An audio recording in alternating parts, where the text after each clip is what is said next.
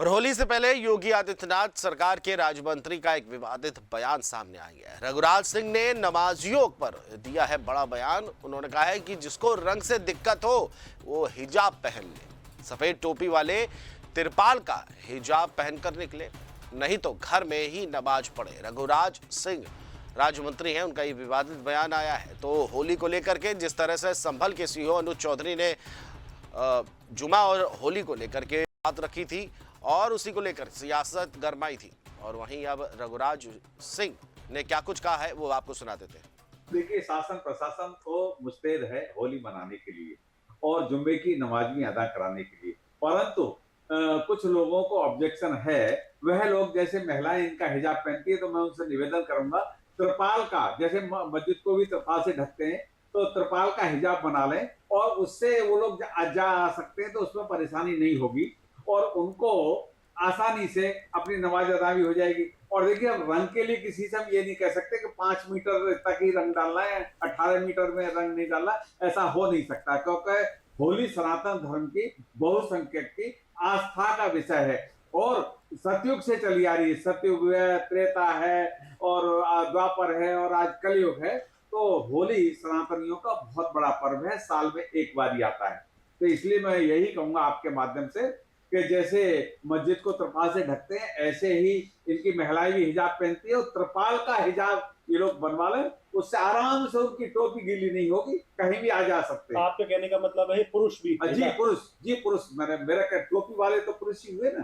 तो जितने भी पुरुष हैं इनके, वो त्रिपाल का हिजाब बनवाएं और उसको उस दिन के लिए पहने, हिंदुओं को परेशान ना करें। और ये कुछ नेता जो है बेईमान वोटों के खातिर उनके फेवर में जो बयान देते हैं वो ठीक नहीं है और निंदनीय है। मैं उनकी सबकी निंदा करता हूँ। मंदिर भी बनवाएंगे जी, अलीगढ़ मुस्लिम यूनिवर्सिटी में मंदिर बनना चाहिए और मुझे मौका मिले तो मैं अपना सबको जमीन जायदाद बेच के भी मंदिर बनाने को तैयार हूँ। पहली ईंट आप रखेंगे? पहली ईंट में रखूंगा। देखिए, शासन प्रशासन तो मुस्तैद है होली मनाने।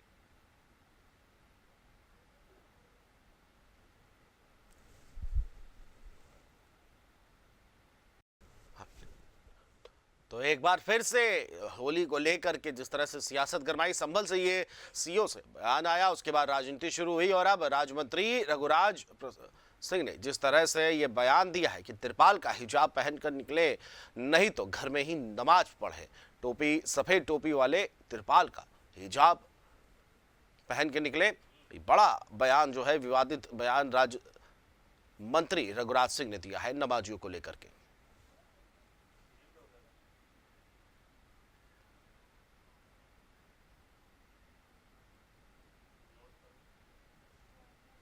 और इसी पर हमारे साथ समाजवादी पार्टी के प्रवक्ता जगदीश सिंह जुड़ चुके हैं। जगदीश जी, आपसे जानना चाहेंगे, जिस तरह से रघुराज सिंह राज्य मंत्री हैं, उन्होंने कहा है कि हिजाब पहन ले, जिसको रंग से दिक्कत है तिरपाल का हिजाब पहनकर बाहर निकले, नहीं तो घर में ही नमाज पढ़े, क्या कहना होगा आपका?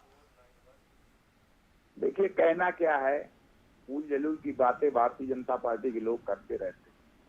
केवल और केवल जो है उनका जो सांप्रदायिक एजेंडा उसी को आगे करने के लिए ऐसा कुछ बोलते हैं जिससे सांप्रदायिक ध्रुवीकरण हो और उसका लाभ उठाने। जो मूलभूत समस्याएं हैं देश और प्रदेश की, उनसे लोगों का ध्यान भटकाने के लिए इस तरह की बातें करते हैं।